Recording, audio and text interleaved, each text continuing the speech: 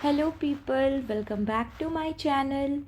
सो आज से एक नई सीरीज़ स्टार्ट करेंगे हिस्ट्री की, क्योंककि अब सारे एग्ज़ाम्स मतलब इधर लाइन में ही है, चाहे यूपीएससी हो फिर बीपीएससी आ जाएगी, देन और भी जो स्टेट पीसीएस हैं वो वन लाइनर एग्ज़ाम्स जो भी हैं।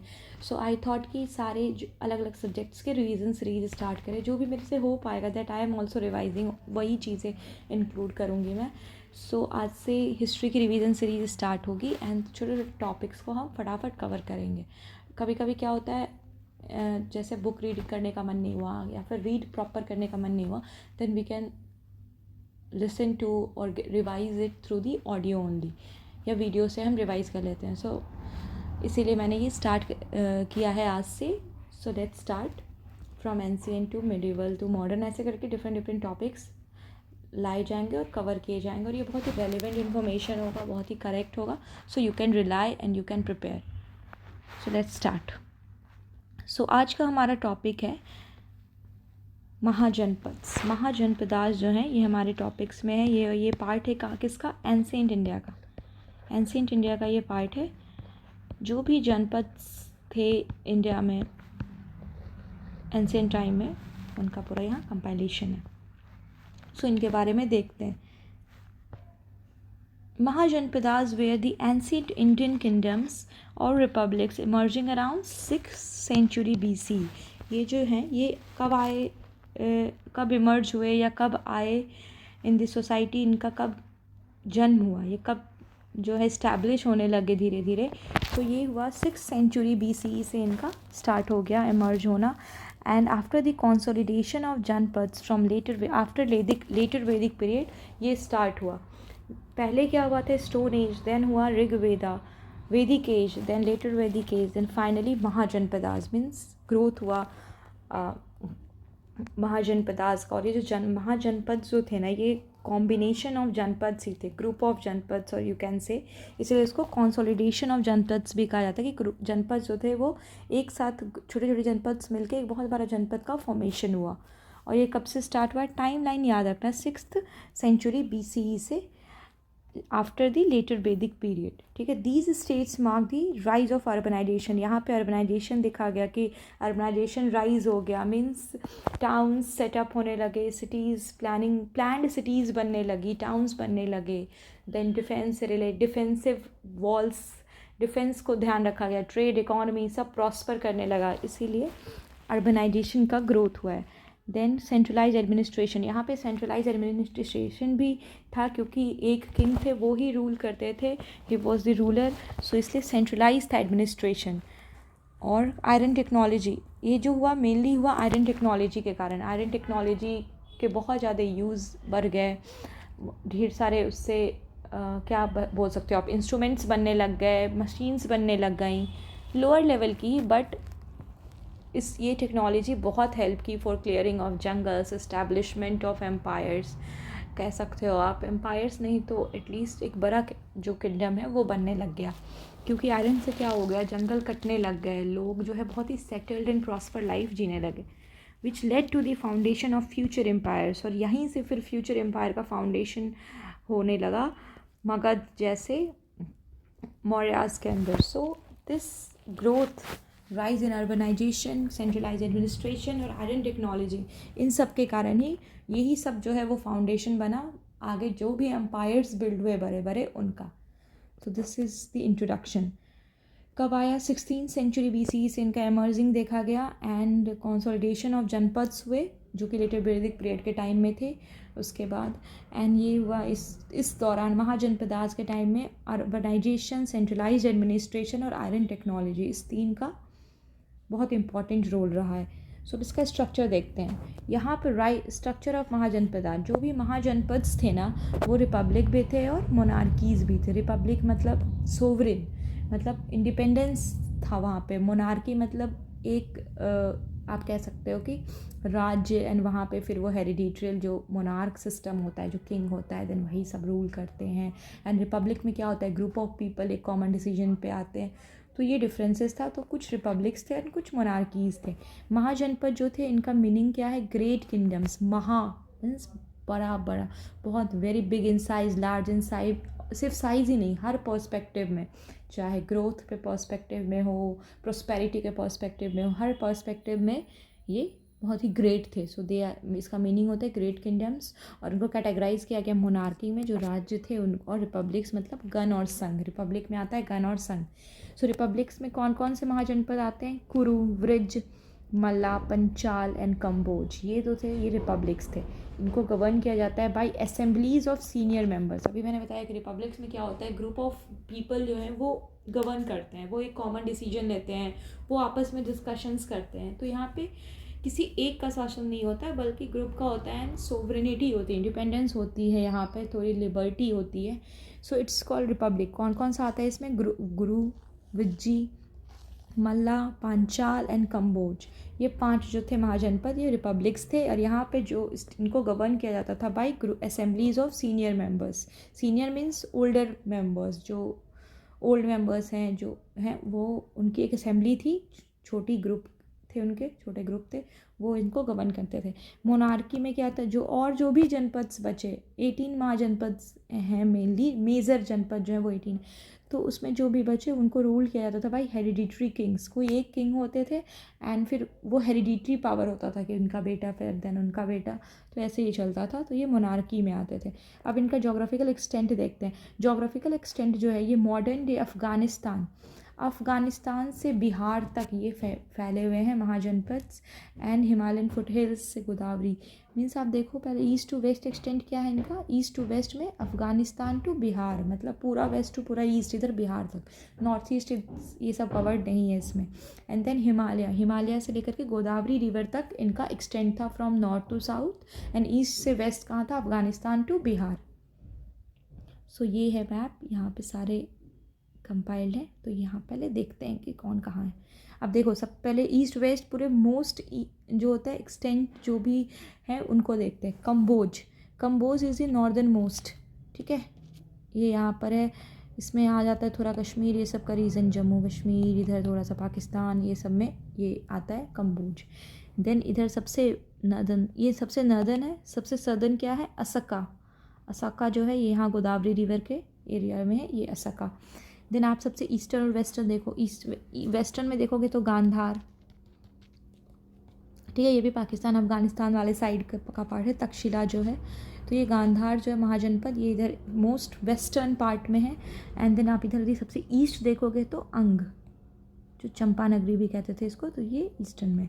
तो अब ये तो हो गए northern, north, south, east, west. अब देखते हैं बीच में कौन कौन से हैं। यदि आप ईस्ट से स्टार्ट करो, यहाँ अंग है, देन मल्ला, कुशीनगर और पावापुरी। मीन्स पावापुरी तो बिहार में, कुशीनगर यूपी में, तो यहाँ पर ये मल्ला जो महाजनपद थे। देन वज्जी, जो वैशाली एरिया है बिहार का, वहाँ वज्जी संघ थे। देन कोसाला, श्रावस्ती यूपी में है कोसाला। देन पांचाल हो गया। फिर आपका ये कुरु है इधर Delhi and west UP, Indraprastha, ये सब इसमें आते हैं। तो यदि आपको ईस्ट टू वेस्ट अरेंज करने भी कहेगा तो आप ऐसे कर सकते हो, कुरु, पांचाल, कोसाल, वज्जी, मल्ला, ऐसे आप अरेंज कर सकते हो। कभी कभी पूछता है ईस्ट टू वेस्ट अरेंज करने में।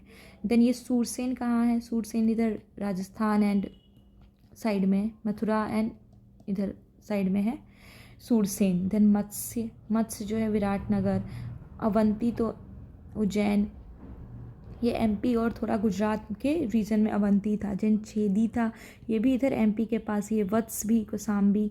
Then Kashi is in Varanasi में है काशी महाजनपद था पहले। देन मगध में तो राजगीर जो आपका पूरा एरिया है वो मगध किंगडम के अंदर आता था। तो ये सारे महाजनपद हैं, ठीक है। कुरु, पांचाल, कोशल, ये आपको लोकेशंस भी याद रखने हैं, एंड अगर अरेंज करने आ जाता है। एग्जैक्ट लोकेशन तो याद नहीं रहता, बट रफली आप रख सकते हो कि कौन किस एरिया में है। सो ये मैप इज़ इम्पॉर्टेंट। अब है सोर्स ऑफ इन्फॉर्मेशन। ये सोर्स हमें कहाँ से पता चला कि महाजनपद जो थे वो एग्जिस्ट कर रहे थे, इनके बारे में जो इतनी इन्फॉर्मेशन मिली है वो कहाँ से मिली। सो सोर्सेस ऑफ इन्फॉर्मेशन का थी बुद्धिस्ट टेक्स्ट, अंगुत्र निकाय जो एक बुद्धिस्ट टेक्स्ट है, जातक टेल्स, महावस्तु, इन सब से महाजनपद के बारे में हमको पता चलता है। इसमें यहाँ से ही हमें कुछ महाजनपदों का जो है रिटन एविडेंस मिला है। देन जैन टेक्स्ट में Bhagavati Sutra is the Jain text, Anguttara Nikaya, Jataka text, Mahavastu they are Buddhist text. Then Mahabharata and Purana, Mahabharata और पुराण में, महाभारत में तो आप कुरुवंश, फिर पांचाल, ये सब तो है ही। एंड देन पुराण में भी फिर आर्कियोलॉजिकल एविडेंसेस भी मिले हैं इनके प्रेजेंस को लेकर के, जो इनके प्रेजेंस को जस्टिफाई करते हैं। So they are the sources of information. अब ये कैसे इमर्ज हुए, तो इमर्जेंस देखना है कि कैसे अचानक तो महाजनपद नहीं आया। पहले हमने पढ़ा कि लेटर वैदिक पीरियड में जनपद थे और ऋग वैदिक, तो पहले ये धीरे धीरे इवॉल्व होकर के फिर एक महाजनपद मतलब एक बहुत ग्रेट किंगडम का रूप लिया। तो ऋग वैदिक में क्या था, ऋग वेद में क्या था, जैसे हायरार्की थी, रूलिंग जो सोसाइटी की एक हायरार्की थी, एंड वही इवॉल्व होते गई। एंड देन महाजनपदाज में हायरार्की ऐसे चेंज हुई। तो हम देखते हैं ऋग वेदा में क्या था, जन, विश, ग्राम, कुल। जन जो था वो सबसे टॉप पे था, ये जन जो थे, देन विश, देन ग्राम, देन कुल। कुल मीन्स ये सबसे लोअर लोग, जो लोअर लोग नहीं कह सकते आप, ये थे लोअर हायरार्की थी, ये विलेज जो ग्राउंड लेवल। देन इसके ऊपर ग्राम था, मतलब ढेर सारे ग्रुप ऑफ विलेजेस थे, ये तो घर हो गए individual houses. Then gram means group of villages. Then फिर इसको जो रूल करते थे विश, एंड देन फिर जन। जन जो था एक मेन था जो कि सबसे टॉप पे था इन ऋग वैदिक पीरियड। देन लेटर वैदिक पीरियड, लेटर वैदिक पीरियड में क्या क्या हुआ, कुल, तो यहाँ भी कुल है, ये भी हाउसेस हैं। देन ग्राम्स थे, यहाँ भी विश भी थे। उसके बाद क्या यहाँ पे इवॉल्व हुआ है, जन हुआ है। जन तो था, डिफरेंट जनस मिलके क्या बनाए, जनपद्स बनाए, ठीक है, ये ध्यान रखना है। कुल से कुल मिलके बनाया ग्राम, देन ग्राम से इवॉल्व हुआ विश, विश से जन, एंड देन जन से जनपद। सो जनपद जो टर्म आया है वो मेनली आया है इन द लेटर वैदिक पीरियड। लेटर वैदिक पीरियड में जनपद is not in the Rig वैदिक पीरियड में। तो कभी कभी ये सब स्टेटमेंट फॉर्म्स में क्वेश्चन आते हैं कि जनपद जो था उनका ओरिजिन जो आप कह सकते हो ये ऋग वैदिक के टाइम में है या लेटर। तो ये चीज़ आपको यहाँ पे ध्यान रखनी है। ये फिगर से देखो बहुत अच्छे तरीके से समझाया हुआ है। देन आया महाजनपदाज। अब इसमें क्या है, कुल है, ग्राम है, विश है, फाइन, जन भी है। देन जन से बना जनपद, एंड फिर जनपद जो है ग्रुप ऑफ जनपद्स ने मिलके बनाया महाजनपद। तो यहाँ पे हायरार्की बढ़ गई, पहले 4 ही थे, फिर 5 हुए, एंड देन फाइनली 6। एंड सबसे जो टॉप है इसमें वो है महाजनपद्स का फॉर्मेशन हुआ। तो ऐसे आपको याद रखना है। Transition from janapads to mahajanapadas, क्या क्या ट्रांजिशन देखे गए। जनपद्स कहाँ थे, लेटर वैदिक पीरियड में। जन कहाँ थे, ऋग वैदिक के टाइम में। और महाजनपद कब हो गए, अब जो हम पढ़ रहे हैं आफ्टर लेटर वैदिक पीरियड। सो इसमें क्या क्या ट्रांजिशन, क्या क्या जो है चेंजेस देखा गया फ्रॉम दी लेटर वैदिक पीरियड। जो जनपद के टाइम में जो थे उससे क्या क्या नया इसमें इवॉल्व हुआ या क्या चेंजेस आया गया है in different sectors. So agriculture and economy, agriculture economy में क्या हुआ, wide use of iron tools. हमने पढ़ा already in the starting only कि आयरन टेक्नोलॉजी का बहुत ज़्यादा यूज़ हुआ, उसके कारण ही इतने बड़े बड़े किंगडम्स स्टैब्लिश हुए, जो क्या कह सकते हो वर्ल्ड फ्रंटियर्स बना किंगडम का। एंड प्रॉपर एक रूलिंग डायनेस्टी इस्टेब्लिश हुई, डायनेस्टी नहीं कह सकते हो बट एक रूल इस्टेब्लिश हो गया था महाजनपदा के टाइम में। एंड फाइट्स होते थे एक के से दूसरे के बीच में for the territory, for the wealth and for the control of the region. इन चीज़ों के कारण आपस में फ़ाइट्स भी होते थे। सो उन सब फाइट्स में जो भी इंस्ट्रूमेंट्स यूज़ होते थे वो आयरन टेक्नोलॉजी, एग्रीकल्चर जो था वो बहुत ज़्यादा जो था प्रॉस्पर कर रहा था, बहुत प्रोडक्शंस हो रहा था, टैक्सेस लिए जाते थे, इकॉनमी प्रॉस्पर कर रही थी, ट्रेड होते थे एक से दूसरे जनपद्स के बीच में, महाजनपद्स के बीच में, किंगडम्स के बीच में। एंड लोग जो है वो हर चीज़ लाइफ सेलिब्रेट कर रहे थे, हर चीज़ों का एक प्रॉपर जो कह सकते वेल इस्टेब्लिश सोसाइटी थी यहाँ पर महाजनपदास के टाइम में। सो आयरन टूल का बहुत ज़्यादा यूज़ हुआ, उसके कारण क्या हुआ, डिफॉरेस्टेशन हुआ, वही पेड़ वेड़ कटे गए।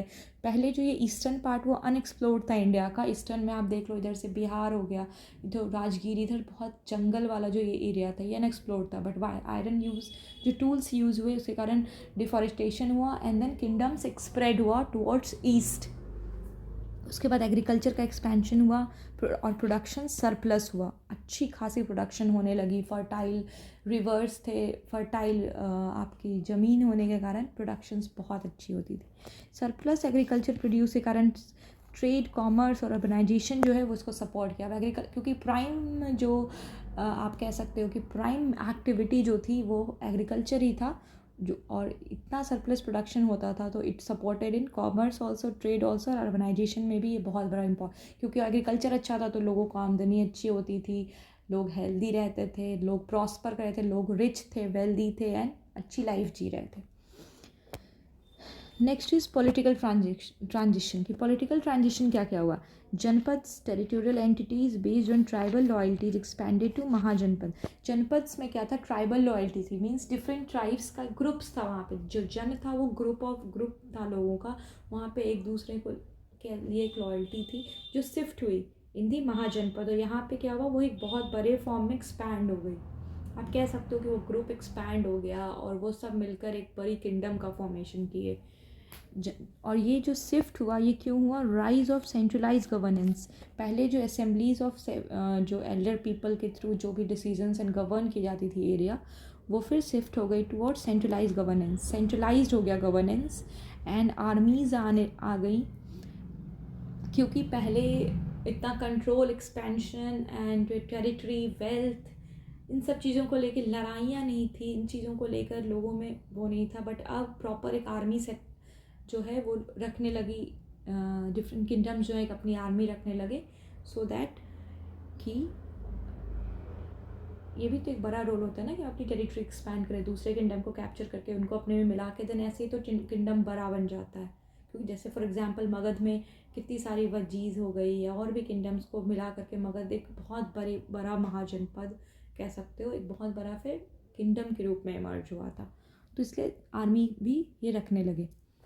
देन अर्बनाइजेशन में क्या क्या चेंज है, इसको सेकेंड फेज ऑफ अर्बनाइजेशन भी कहते हैं महाजनपद्स को, क्योंकि यहाँ पे फर्स्ट फेज ऑफ अर्बनाइजेशन क्या था, इंडस वैली सिविलाइजेशन, वो था फर्स्ट अर्बनाइजेशन। सेकेंड अर्बनाइजेशन क्या था, महाजनपद, क्योंकि यहाँ पे जो कैपिटल्स थे वो फोर्टिफाइड बन गए, मीन्स जो भी किंगडम्स के सराउंडिंग वॉल्स थे, वॉल फोर्ट्स बनने लगे यहाँ पर, और सिटीज़ जो है प्रॉपर प्लान सिटीज़ बनने लगी फॉर द ग्रोथ, हर चीज़ की स्पेशल जगह थी, जैसे स्टोरेज के लिए, फिर एजुकेशन के लिए, सब कुछ के लिए जो होता है, मिंटिंग ऑफ कॉइन्स, हर चीज़ जो है प्रॉपर प्लान तरीके से होने लग गया। So that's why it's called the fortified capital structure cities, और second phase of urbanisation start हो गया। तो इन agriculture, trade, urbanisation, economy and technology, यहाँ पे मेजर शिफ्ट हुआ इन दी महाजनपदास फ्रॉम जनपद। जनपद वॉज वेरी अर्लियर, एंड वहाँ पे क्योंकि आयरन यूज़ भी कम था एंड लोग थोड़े सिंपल लाइफ जीते थे, तो उसके कारण वहाँ पे इन चीज़ों का यूज़ कम था, बट धीरे धीरे हर चीज़ एक्सपैंड हो गई। सो 18 मैंने बोला था, 16 महाजनपदाज हैं, उनके कैपिटल एंड मॉडर्न लोकेशंस, की फैक्ट्स। ये सारे महाजनपदाज हैं जो मतलब इम्पॉर्टेंट है, एंड जैसे आप कैपिटल देख लो, अंग जो है उनकी कैपिटल है चंपा, मुंगेर और भागलपुर में ये लोकेशंस हैं, और ये वेल्थ और कॉमर्स के लिए। देन मगध है, मगध में राजगीर, पाटलिपुत्र, ये तो सबसे बड़ा महाजनपद था। नागालैंड, नालंदा, गया और पटना, इनके बीच ये स्प्रेड है यहाँ पर। बुद्धिज़्म की it's important site for Buddhism यहाँ बहुत क्या कह सकते हो, it is a land of Buddha, और बुद्धिज़्म यहाँ की मेन वो थी। दैन बुद्धा को यहाँ एनलाइटमेंट मिला था गया में। रिच आयरन रिसोर्स है। काशी जो है इनकी कैपिटल काशी थी, वाराणसी अभी प्रेजेंट डे यहाँ पे टेक्सटाइल के लिए बहुत ही फेमस है। देन बुद्धिस्ट मॉन्क्स के रोब्स भी यहाँ पे बनते थे। वत्स जो है ये कौशाम्बी में है, इलाहाबाद प्रयागराज के पास। तो ये सारे जो लिस्ट है महाजनपदास की, ये आप देख लेना, जैसे सूरसेना, मथुरा, पांचाल हो गया, देन कुरु, हस्तिनापुर, मेरठ, दिल्ली रीजन के साइड में ट्राइबल पॉलिटी यहाँ बहुत स्ट्रॉन्ग थी, महाभारत से एसोसिएटेड थे ये। देन मत्स्य जो है विराटनगर, ये कहाँ है, जयपुर, भरतपुर, अलवरी, राजस्थान रीजन में मत्स्य का स्प्रेड था। मेनली जो रीज़न है ना वो इम्पॉर्टेंट है। गांधार कहाँ है, काबुल वैली एंड तक्षशिला, पाकिस्तान, अफगानिस्तान में स्प्रेड है, ऑलरेडी आई हैव टोल्ड। सो उस मैप में आपको पता चल जाएगा कि कौन सा कहाँ पे मेनली स्प्रेड है। So next is features of mahajanapadas and polity and administration. अब क्या क्या फीचर्स हैं महाजनपद्स के, इंपॉर्टेंट फीचर्स हम देखते हैं। फर्स्ट है polity and administration. With respect to polity and administration क्या यूनिक था यहाँ पे। सो मोनार्की में क्या था, जहाँ भी जो जनपद मोनार्की को फॉलो करते थे, जहाँ पे एक किंग का रूल था, हेरिडिटरी किंगशिप थी, वहाँ पे क्या होता था, king served as highest administrative official. King जो था वो हाईएस्ट एडमिनिस्ट्रेटिव ऑफिशियल था। उनको असिस्ट करते थे महामंत्राज और आयुक्ताज जो थे, वो उनको मतलब असिस्ट करते थे। ये दोनों भी एक ऑफिशियल थे एडमिनिस्ट्रेशन और मिलिट्री फंक्शंस के लिए। ठीक है, किंग जो है वो टैक्स कलेक्शन, जस्टिस और डिफेंस को किंग डायरेक्टली कंट्रोल करते थे। मिलिट्री में क्या था, परमानेंट प्रोफेशनल आर्मीज़ जो थी, मिलिट्री जो थी वो परमानेंट थी, मतलब स्टैंडिंग आर्मी वो लोग रखते थे, परमानेंट आर्मी। और प्रोफेशनल थी, उनको ट्रेन किया जाता था, उनको मेंटेन किया जाता था बाय दी स्टेट। रिपब्लिक्स जो है, जिनको गणसंघ बोलते हैं, वहाँ पे क्या था, it is govern by assemblies of clan heads. जो भी डिफरेंट ट्राइबल क्लैंस थे ना, उनके हेड के द्वारा उनका ग्रुप था, वो जो है गवर्न करते थे रिपब्लिक्स को, जो महाजनपद थे, जहाँ जो रिपब्लिक महाजनपद थे। फॉर एग्जांपल वजी जो बहुत फेमस जहाँ रिपब्लिक महाजनपद है, और वहाँ पे डेमोक्रेटिक डिसीजन मेकिंग होती थी। मीन्स जैसे मोनार्की में किंग ने जो डिसीजन कर दिया सो कर दिया, बट यहाँ पे डेमोक्रेटिक तरीके से डिसीजन ली जाती थी, जहाँ पे सब अपनी बात को रख करके एक डिसीजन, कॉमन डिसीजन पे पहुँचा जाता था। किंग को यहाँ पे राजन बोला जाता था, and he was first among the equals. ये जो थे, इनको एब्सोल्यूट रूलर, मतलब ये एब्सोल्यूट रूलर नहीं थे, इनको रूलर नहीं माना जाता था, बल्कि इनको भी एक इक्वल के रूप में ट्रीट किया जाता था। यहाँ पे लीडरशिप जो थी वो मेरिट के बेस पे थी, किंगशिप के बेस पे नहीं थी, जैसे मोनार्की में होता है।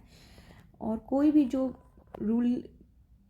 एक एबल रूलर है, वो लीडर के रूप में उनको इलेक्ट कर दिया जाता था, उनको राजन बोलते थे। क्या क्या यहाँ पे ऑफिशियल्स थे, राजा जो रूल करते थे, देन उपराजा जो डेप्यूटी थे, सेनापति जो कमांडर थे आर्मी के, और भंडागारी का ट्रेजरार थे। तो ये सब यहाँ की ऑफिशियल्स थे।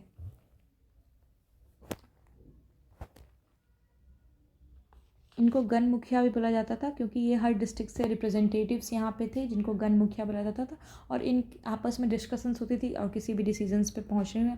और ये जो होता था, इनको संथागर बोलते हैं, जो हॉल में जहाँ पर ये असेंबली जो होती थी, संघ असेंबली, तो उनको संथागर बोलते हैं। Next is economy and technological advancement. ये क्या क्या थी इन दी महाजनपदास।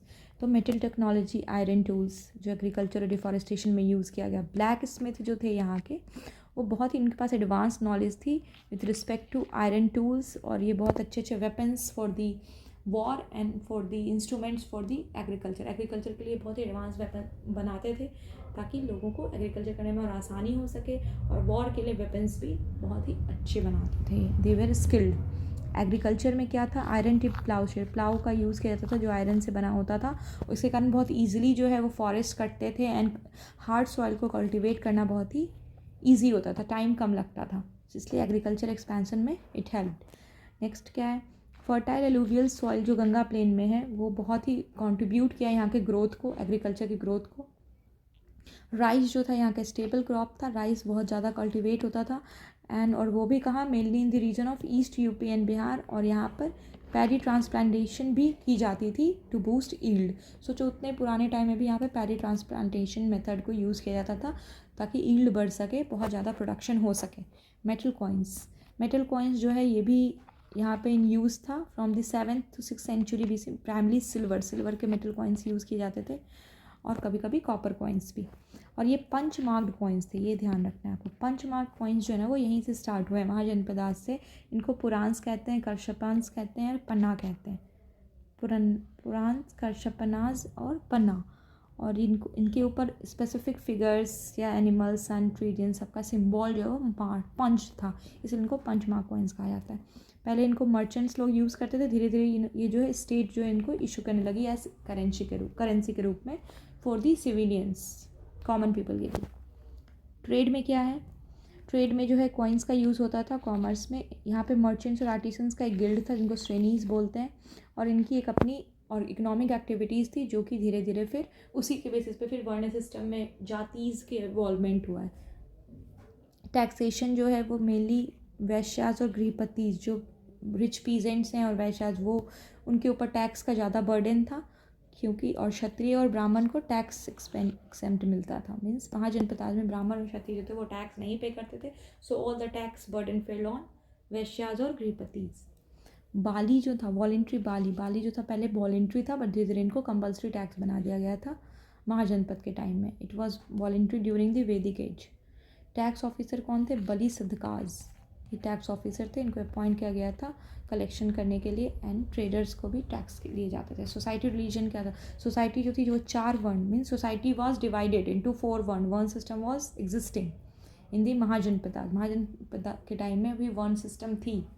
4 वर्ण थे और ब्राह्मण जो था उनको प्रोमिनेंस मिलता था क्योंकि उनके इतने सारे रिचुअल्स थे, वही राजा को रिचुअल्स एंड बताते थे, तो ब्राह्मण को प्रोमिनेंट पोजीशंस थी।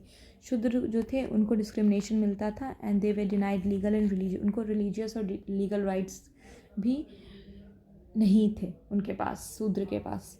यहीं से बुद्धिज़्म, महाजनपदाज में ही बुद्धिज़्म एंड जैनिज़्म का जो था ना राइज हुआ है। और ये क्षत्रिय क्लान के थे दोनों, और इन्होंने ब्राह्मणिकल अथॉरिटी को क्यों आया बुद्धिज़्म और जैनिज़्म? इसीलिए आया क्योंकि इतनी ज़्यादा वर्ण सिस्टम के थ्रू बहुत ज़्यादा जो है लोगों के साथ पार्शियलिटी होने लगी, उनको डिस्क्रिमिनेट किया गया लोअर्ड पीपल को, तो उसी कारण ही ये नया एक बुद्धिज़्म जैनिज़्म का राइज हो गया। और इन ये रीजन्स जो थे, रिलीजन्स जो थे, इन्होंने शूद्र को और विमेन दोनों को इन्होंने जगह दी अपने रिलीजन में। Next is urbanization and culture. Urbanization क्या है?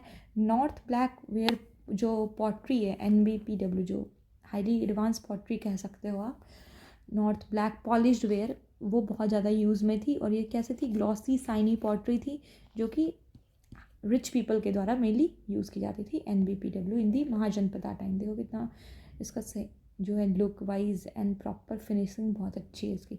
अर्बनाइजेशन के कारण क्या था? सेकेंड अर्बनाइजेशन फेज था महाजनपदास का। NBPW जहाँ पे ये पॉटरी मिलने लगी, मतलब वहाँ से सेकेंड अर्बनाइजेशन का फेज का ग्रोथ हो गया। विथ सिटीज़ डेवलप हुई, मथुरा, पाटलिपुत्रा जो मगध में आती है, ये सब सिटीज़ जो है ट्रेड, पॉलिटिक्स और कल्चर में बहुत ही फ्लरिश एंड एक्सपैंड हुई। So it was an indicator of second urbanization. Routes, trade routes, ये सब हाईली वेल डेवलप्ड थे। उत्तर पथ और दक्षिण पथ जो वेरियस रीजन्स को कनेक्ट करते थे और ट्रेड को और कल्चर एक्सचेंज को हेल्प करते थे। फिर आर्ट ऑफ राइटिंग और मैथमेटिक्स। राइटिंग जो है वो यहाँ पे फिर से रीअपियर हुआ। लॉ यहाँ पे कंपाइलेशन हुआ, ट्रेड डॉक्यूमेंटेशन, टैक्स क्लेम, सब चीज़ों को रिटन फॉर्म में रखा जाता था। सुल्ब एंड सूत्र, सुल्वा एंड सूत्रा जो थी, ये एक एडवांस जियोमेट्री की जो बुक्स है वो लिखी हुई है, जिसमें पाइथागोरस थ्योरम्स ये सब लाए, तो ये सब बुक्स को भी कंपाइल किया गया। फिर है राइज ऑफ मगध। मगध में क्या सीन हुआ, देन डायनेस्टीज़, तो ये हम नेक्स्ट क्लास में पढ़ेंगे। सो ये था overall introduction and then Mahajanapadas के फीचर्स कैसे क्या थे। आई होप आपको अच्छे लगे होंगे। सो इसको आप रिवाइज कर लेना, it will be sufficient for the exams. Thank you so much.